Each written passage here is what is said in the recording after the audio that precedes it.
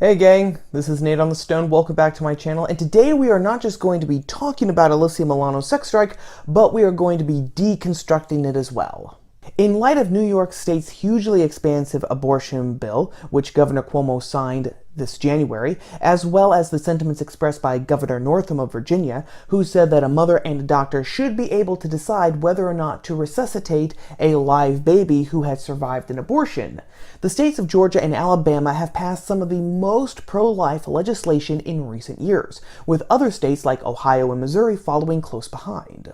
The Georgia bill forbids abortions with the exceptions of rape or incest after a fetal heartbeat can be detected, usually 6 weeks after conception, and the Alabama bill bans abortions outright, except in cases where the mother's health is in danger. The misinformation and hysteria following these bills being signed into law has been astronomical. Ideologues have gone the whole Handmaid's route again, and some have even posed naked in some sort of protest to these laws. I'm not exactly sure how that helps anything, but I guess if you're a guy, you don't look a gift horse in the mouth. But the biggest pushback to this wave of pro-life legislation, particularly Georgia's, came from actress Alyssa Milano. Taking to Twitter, Milano called for the women of the United States to join her in a sex strike, saying, quote, "Our reproductive rights are being erased. Until women have legal control over our own bodies, we just cannot risk pregnancy. Join me by not having sex until we get bodily autonomy back." And if Twitter is any sort of measure, women flocked to Milano's banner to join her in this Lysistrata tactic. Kate Kelly said, quote, "Join us in helping cis men feel the physical consequences of our reproductive rights being systematically eliminated." So, does that mean that trans men who are attracted to women are just out of luck? Erin Conroy said, quote, "No bodily autonomy over my uterus? Prison? I sure as hell will do what I have to protect myself, even a hashtag sex strike. You men have enjoyed the sexual revolution, have you? Those days are now over. You should have stepped up earlier to fight for us. Hashtag Lysistrata." Question: what sort of fighting is a guy going to have to do from here on out to actually earn sex? Will putting on a pussy hat and taking part in a women's march be enough? Or is he actually going to have to do a roundhouse kick on a pro-life advocate in order to get past first base? Amanda Vanderpool tweeted, quote, "If women have total control over our bodies, we control reproduction. If you control reproduction, you control the workforce. If you control the workforce, you control the economy. Get in the game, ladies. Hashtag sex strike." Well, that certainly took on a Marxist vibe really quickly. One word solution? Robots. Also, is it just me, or is there something inherently creepy about referring to your children as the workforce? The website Quartz even ran an article saying how sex strikes are quote-unquote surprisingly successful, pointing to examples in Liberia and Colombia where women going on a sex strike had actually brought about some political or social change. Now, there are some beautifully delicious ironies and contradictions in the whole idea of ideologues on the left calling for a sex strike, like promoting abstinence to defend abortions, even though abstinence leads to less sex, which leads to less pregnancies, which leads to less abortions.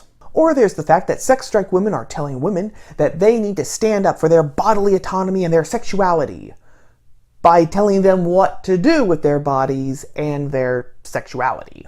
And also, help me out with this one, gang, how are abortion rights going to be defended and passed on to the next generation when it's the ideologues on the left who have stopped having sex and their conservative sisters over here are still having fun with their husbands and making babies?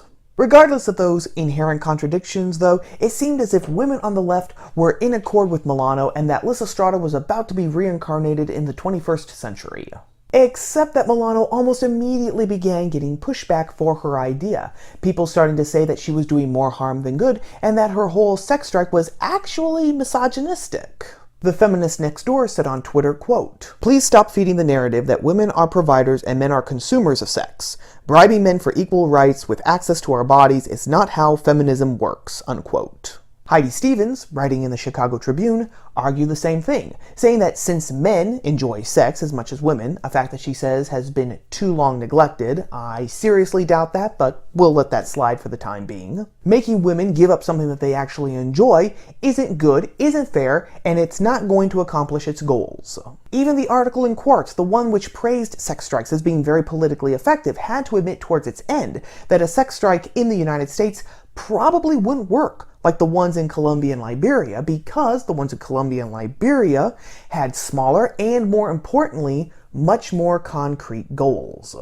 Now, besides showing us that postmodern feminism is not nearly as monolithic as it would like us to think, the sex strike showed us something much deeper. First and foremost, it showed us that postmodern feminists really don't like men all that much, and that they see men as things who can only really be reached by sex, and which only see women as potential sex objects. Now, those are two slightly contentious statements, so let's dissect them.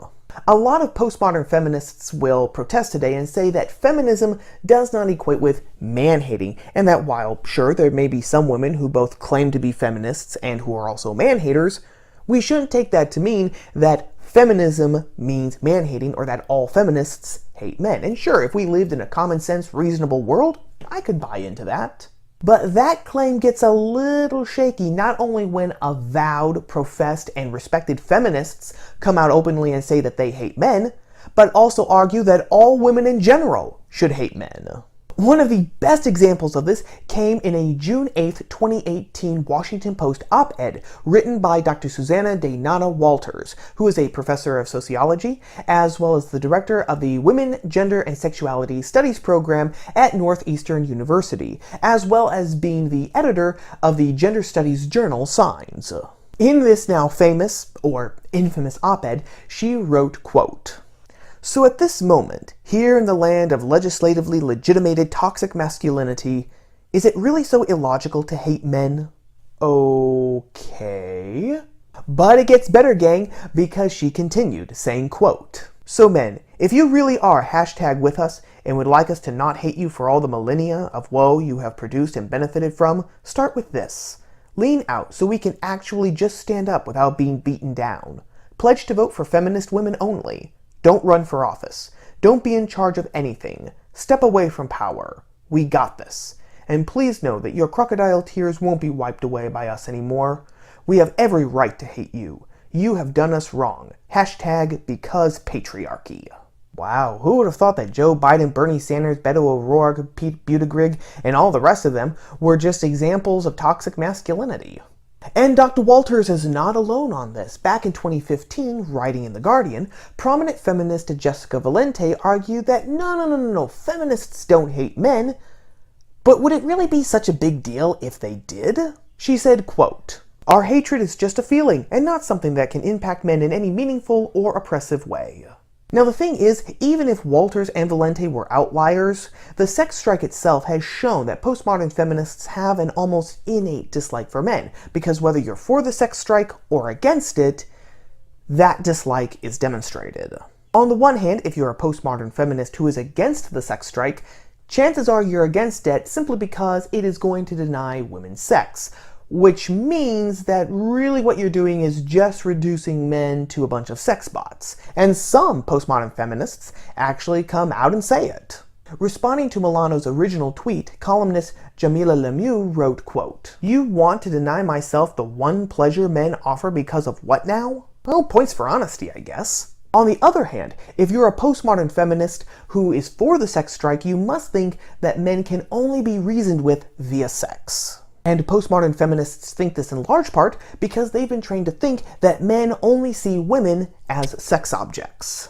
In an article entitled "Sexual Objectification of Women Advances to Theory and Research," which was published in the Counseling Psychologist back in 2011, the authors, all women FYI, stated that objectification theory postulates that most women are sexually objectified. The authors then went on to state that it was actually the common, normal, everyday things that directly feeds into this oppression of women. They wrote, quote, "Certain situations that accentuate awareness of observers' perspective on women's bodies, such as ballet dancing, beauty pageants, modeling, and cheerleading, are likely to enhance sexual objectification."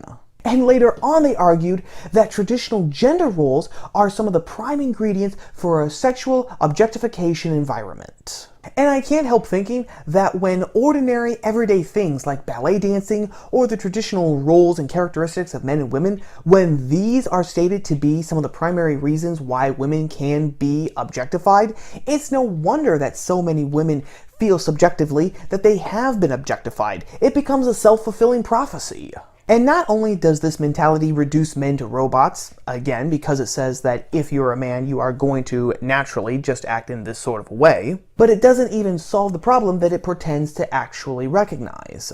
Assuming that the postmodern feminists are right, and all men look at all women only as potential sex objects, how are you going to get men to change their thinking when you're basically saying, you can't have me as a sex object until this, and this political agenda have been accomplished? When you say that, you're feeding into the mentality that you complain that men already have. It's counterproductive and contradictory. And that actually brings us to the second point. The sex strike has shown us that postmodern feminists only see sex and relationships as weapons. If sex is just something that you exploit for a political purpose, not only is that emotional blackmail, like withholding anything else in a relationship without warrant is, but you have reduced sex to just a tool with which to bash your enemies in over the head. And the problem with that, of course, is that sex can't just be reduced to some sort of a tool or some sort of a weapon. The philosopher Gabriel Marcel argued that our bodies aren't just extensions of us. We are actually our bodies. Which really only makes sense because our bodies, genetically speaking, are just as unique and one of a kind as everything else about us.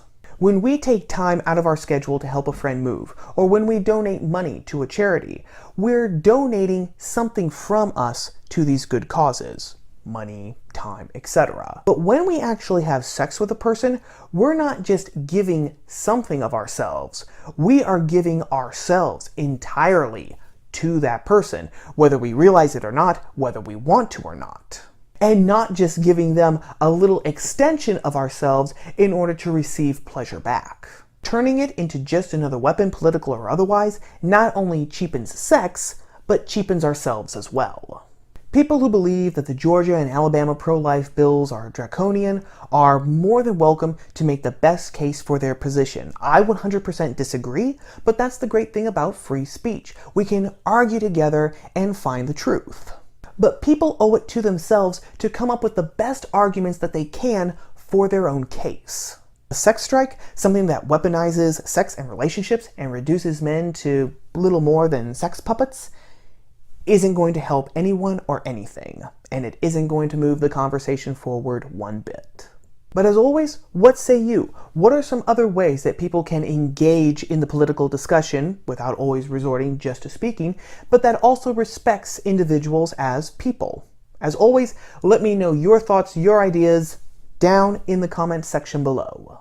Well, that about wraps up everything for right now, gang. As always, if you liked the video, whether you agreed with me or not, then don't forget to give it a like and to share it with your friends on Facebook, Twitter, and all the other social media platforms. And if you like videos about the culture, politics, and religion, but from a different POV, then don't forget to subscribe to the channel and to ring the bell for notifications so that you will always know when I post new videos just like this every Tuesday. Videos you're not going to want to miss. As always, thank you to everyone for watching, for giving me a little bit of your day. Thank you to everyone who has already subscribed to my channel. And I will see you all again here next week, gang, on top of the stone. Ciao.